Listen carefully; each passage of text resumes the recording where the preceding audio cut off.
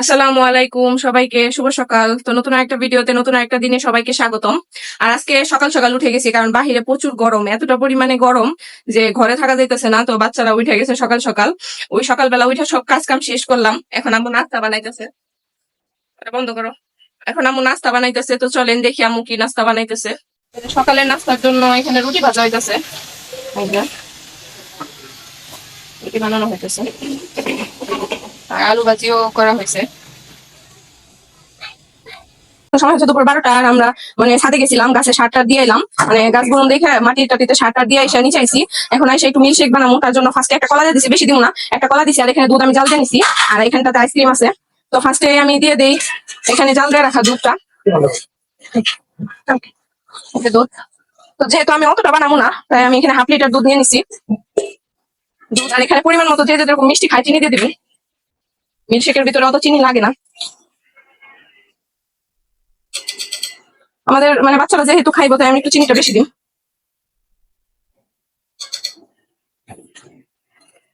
তো 5 চামচ আমি চিনি দিয়ে দিলাম।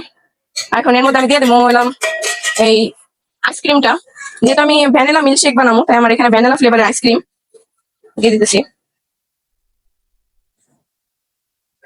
আর এটা স্বাদটাই বাড়াইবো মূলত আইসক্রিমে।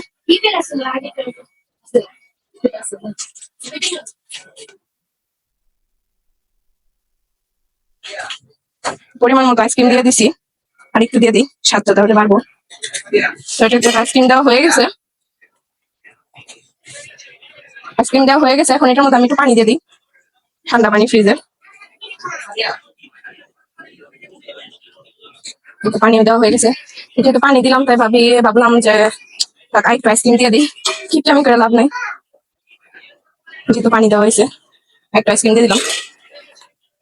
তো এটা এখন মেশিনে বসাই দিব। তো এটাতে আমি মেশিনের মধ্যে বসাই দিছি, ব্লেন্ডারে মিল্কশেক রেডি হয়ে গেছে। দেখেন কত সুন্দর ফ্লাপি ফ্লাপি হয়ে গেছে। তো এটা এখন গ্লাসে ঢাইলা দিব বাচ্চাকে। আর যেহেতু বাচ্চা অনেকগুলা, তাই পরিমাণ পরিমাণ করে দিতেছি।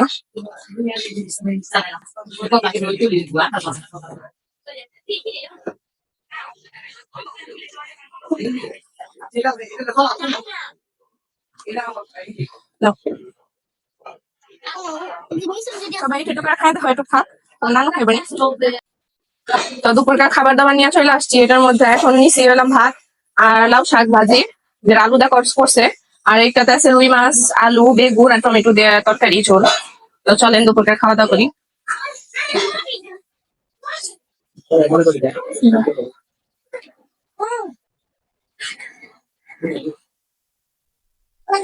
ওই দিন যেহেতু আমি 2 রুটি আনছিলাম লাউ শাক, তো একদিনে তো আর এতগুলো খাওয়া সম্ভব নয়, কারণ আজকে আনছে, কালকে রান্না করছিল, তো শেষ।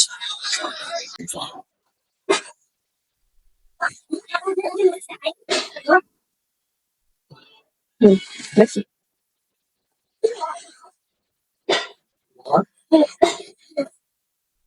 আর লাউ শাকটা আর কি একটু আলু দিলে সাথে অনেক মজা লাগে। অন্যান্য শাকে ভালো লাগে না, কিন্তু লাউ শাকটা ভালো লাগে।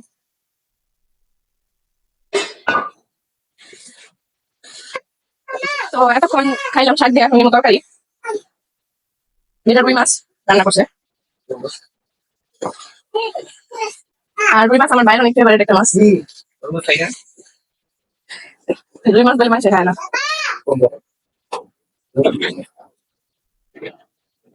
আমার বেগুন একটু ভালো লাগে না। নে।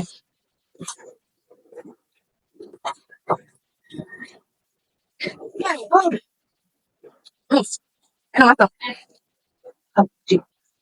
লম্বা না দিলে আবার ই হইব, ডাল লাগবে।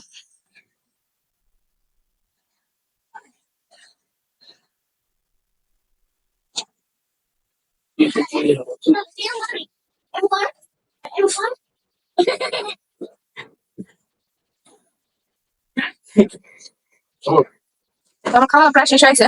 তো আমি বিকালবেলা পিজা বানাবো একটা, তো দেখতে থাকেন কিভাবে পিজা বানাই না বানাই একটু পরে।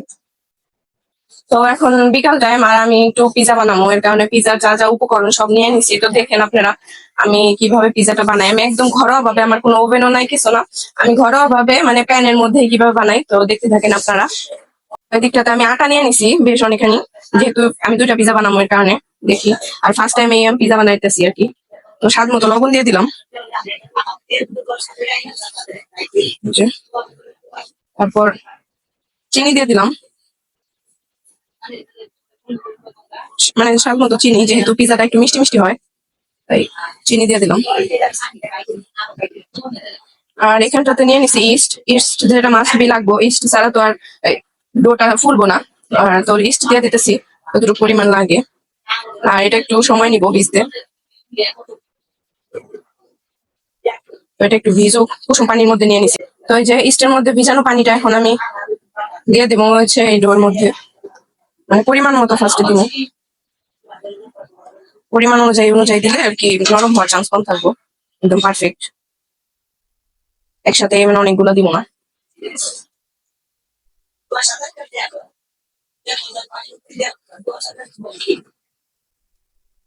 তো এটা আমি এখন ডোটা তৈরি করে নিই। তো এদিকটাতে ঘরে যেহেতু আমার আর কোনো সবজি নাই, তো আমি ক্যাপসিকাম নিব। আর যেহেতু চিকেন দিয়ে বানাবো পিজাটা, তাই এখানে আমি ক্যাপসিকাম নিছি আর পেঁয়াজটা আমি 4 ফালটা করে কেটে দিব। প্রথমে ক্যাপসিকামটা দিয়ে শুরু করি। বিসমিল্লাহ।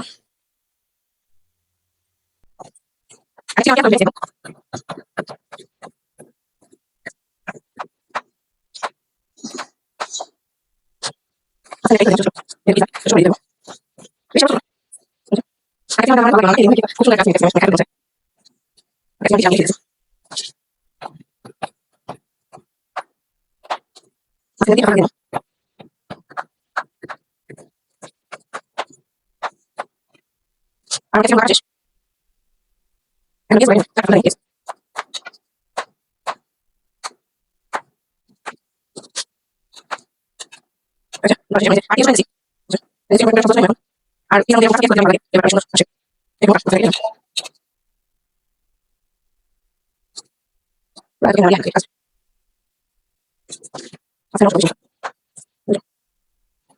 এভাবে আমি সবগুলো এখন ছুটে নিতেছি। আর এটা করা হলে আমি চিকেনটা ভেজে নিবো। আর ওদিকটাতে আমার ডো তো আগেই তৈরি হয়েছে, এটা ফুলতেছে এখন। আমি কখনো বাসায় পিজা মেক করি নাই, এই ফার্স্ট টাইম। দেখি কেমন হয়, যদি ভালো হয় তাহলে আর কিনা খাবো না, মানে বাসায় বানাই খাবো।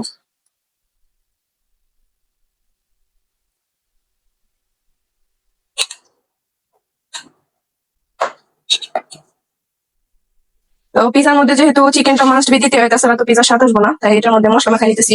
আর এখন মশলা মাখানোর পর এটা ভাইজা নিবো। তো এখানে সামান্য আদা বাটা দিয়ে দিলাম। আর দিয়ে দিলাম হলুদের গুঁড়া, বেশি না অল্প। আর সামান্য মরিচের গুঁড়া। আর স্বাদ মতো লবণ, যে যেরকম খায়। মাখাই নেওয়ার পর আমি ভাইজা নিবো। ছিল ধুয়ে একদম কাইটে রেখে ধুয়ে রেডি করে রাখছিল, যাতে আমার সুবিধা হয় মাখাইয়া দিতে একদম। মা না থাকলে তো কাজ করার মানে পাইতাম না, সিস্টেম পাইতাম না। মা আছে দেখে সবকিছু গুছাই দেয়।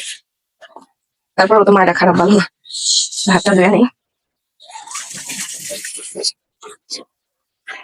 তো এখানে চিকেনটা ভাজার জন্য আমি তেল গরম করে নিতেছি। এটা সরিষার তেল, গরম হয়ে গেছে, চিকেনটা দিয়ে দিলাম।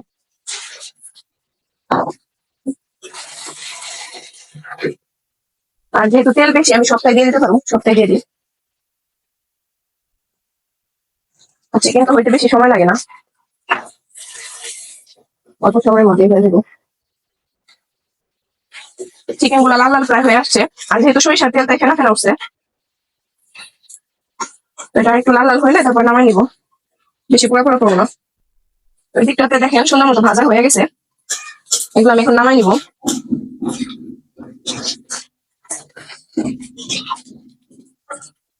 এটা উঠবে না, অন্য একটা চামচ নিয়ে আমি এই ভাতটা নিয়েছি।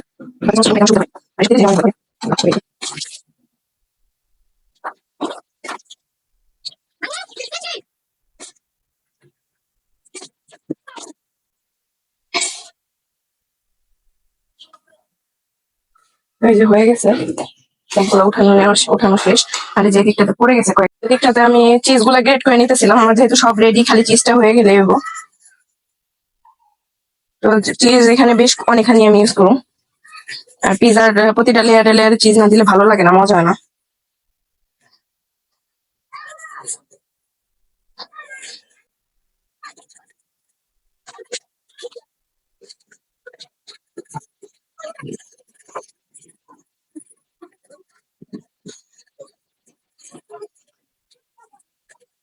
আর শেষে তো কোথাও বসো।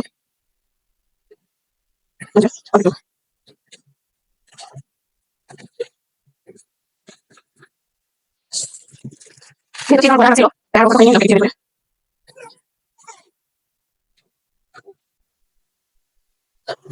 আর চিজি চিজি পিজা বানাবো আজকে, একটু বেশি করে নিতেছি।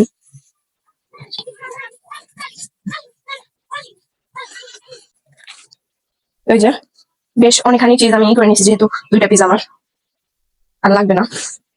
তো এই যে বাকি যা যা লাগে, যে মুরগির মাংসটা আমি ভেজে নিছি, আর এগুলোতে আছে পেঁয়াজ, কাঁচামরিচ কুচি আর 2 রকমের ক্যাপসিকাম। তো চলেন দেখি এখন কেমন হয়েছে। ওই যে আমার পিজার ডোটা ফুলে একদম উপরে উঠে গেছে, আমার আম্মু বলছিল যে ফুলবে না, তো এই যে দেখেন ফ্লাপি ফ্লাপি হয়ে গেছে। ওই যে তো এটা আমি এখন কি করে নিবো একটা প্যানের মধ্যে, যেহেতু আমি প্যানের মধ্যে বানাবো। দেখেন আমার পিজার ডোটা অনেক সুন্দর হয়ে গেছে, আর আমি এটা 2 ভাগ করে নিয়েছি, যেহেতু আমি 2টা পিজা বানাবো। আর এইটাতে পিজার ইনগ্রেডিয়েন্টস, পিজার সস, আমি নর্মাল টমেটো সসটা নিয়ে নিছি। আর এখানটাতে আছে মুরগি যেটা আমি ভেজে নিছি পিস পিস করে, আর এখানটাতে আছে পেঁয়াজ, কাঁচামরিচ আর 2 রকমের ক্যাপসিকাম, আর এদিকটাতে চিজ। আর আমি যেহেতু প্যানের মধ্যে করুন, তাই প্যানের মধ্যে আম্মু তেল ব্রাশ করে দিছে, এখন সব দিয়ে দিব, যাতে মানে পিজার ডোটা এটার মধ্যে বসাই দিব, এখন সুন্দর মতো সেট করে দিতেছি। যে এমনি ধরো ভাই, এমনি ধরো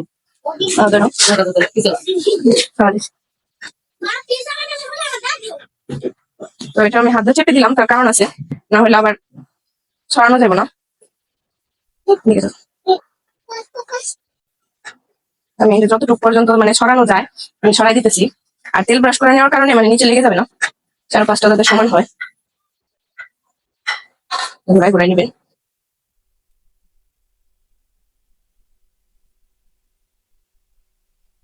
মোটা চিকন থাকলে আবার এক সাইড হইব, আর এক সাইড হইব না, কাঁচা থাকবো।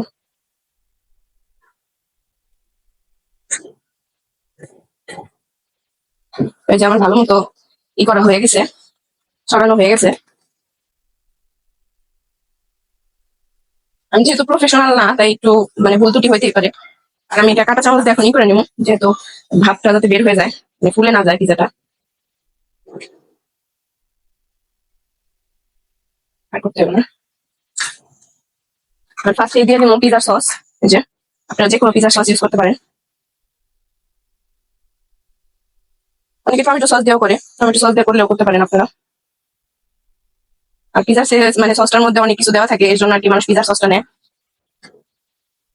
অরিগেনোস, তারপরে বিভিন্ন হার্বস দেওয়া থাকে, যার কারণে পিজার সসটা দিলে কি হয়, পিজার মানে ফ্লেভারটা অনেক সুন্দর আসে। একটু সামান্য দিয়ে দিই।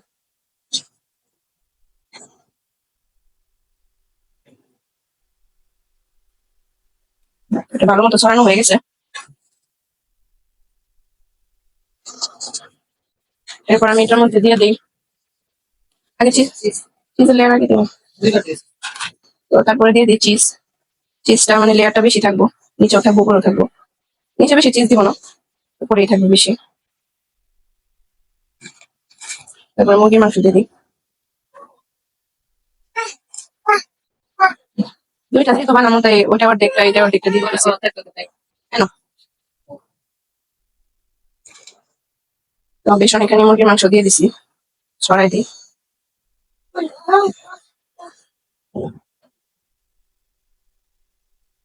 আর এখন এর মধ্যে দিয়ে দিই, ফার্স্টে দিয়ে দিই কাঁচামরিচ। কাঁচামরিচটা অনেকে স্কিপ করতে পারেন, কারণ কাঁচামরিচটা কেমন লাগলে ঝাল লাগতে পারে। আর তারপরে ক্যাপসিকাম,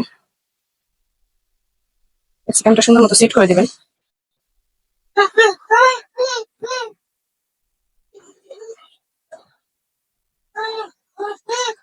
যে এটা দিয়ে দিই সবুজ কালারটা,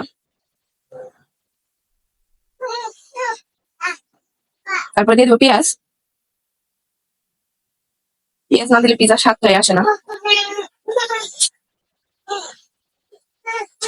কি কয় শোনো, আমি এদিকটাতে ধরি, যেহেতু আমার বাচ্চা কান্নাকাটি করতেছে।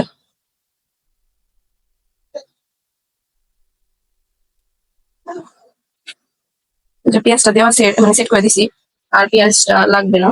এর উপরে দিয়ে দিব মোজারেলা চিজ। চিজের লেয়ারটা বেশি দিলে মানে মজা হবে খাইতে, চিজে চিজে একটা পিজা।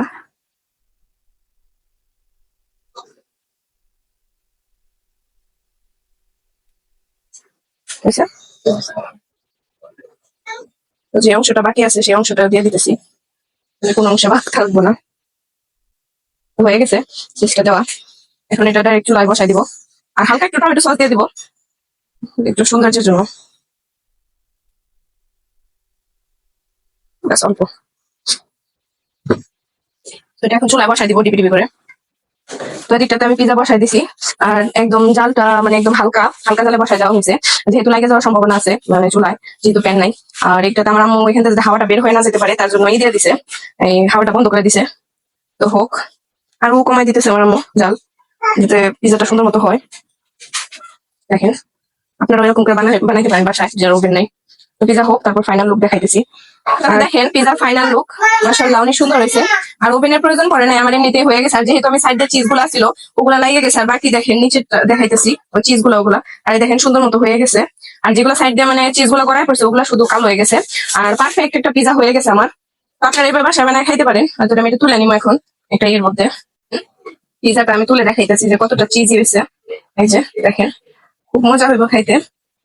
আর একদম পারফেক্ট আছে চারিদিককার ক্রাস্টনেসটা, তারপর চিজ, তারপর এভরি ইনগ্রেডিয়েন্টস সবকিছু পারফেক্ট। আর আমার কাঁচাও নাই, আর দেখেন নিচেরটা একদম থিন ক্রাস্ট পিজা যেটা সেটাই হয়েছে। তো মেবি খাইতে মজা হবে। আর আমি এখন বাচ্চাদেরকে দিয়ে দিবো, যেহেতু আমি কেটে নিছি চারটা, একটা দুইটা তিনটা চারটা পিস করে। তো এখন ওরা খাক। এই প্রথমটার মতোই আমি দ্বিতীয় পিজাটাও বসায় দিছি, যেহেতু আমি দুইটা পিজা বানাইতেছি। তো এই যে দ্বিতীয় পিজাটা, আর এই যে দেখেন প্রথম পিজাটা কতটা সুন্দর হয়েছে, মানে অনেক ইয়ামি, বাচ্চারা খাইছে। তো ফার্স্ট পিজাটা হয়ে গেছে, যেহেতু 4 ভাগ করে নিছি তো সবাই এক পিস করে দিছি। আর এই দেখেন কতটা সুন্দর আসছে। যেহেতু ঠান্ডা হলে পিজাটা মজা লাগে না, তাই আমি একটু খাইতেছি। দেখেন বিসমিল্লাহ। আর যেহেতু একটু জোড়াই গেছে, একটু আগে খাইলে আর একটু মজা পাওয়া যেত। অনেক মজা হয়েছে, সেম রেস্টুরেন্টের মতো হয়েছে। আর চিজ গুলা মেল্ট ছিল এতক্ষণ, ঠান্ডা হয়ে গেছে যেহেতু চিজটা জমে গেছে।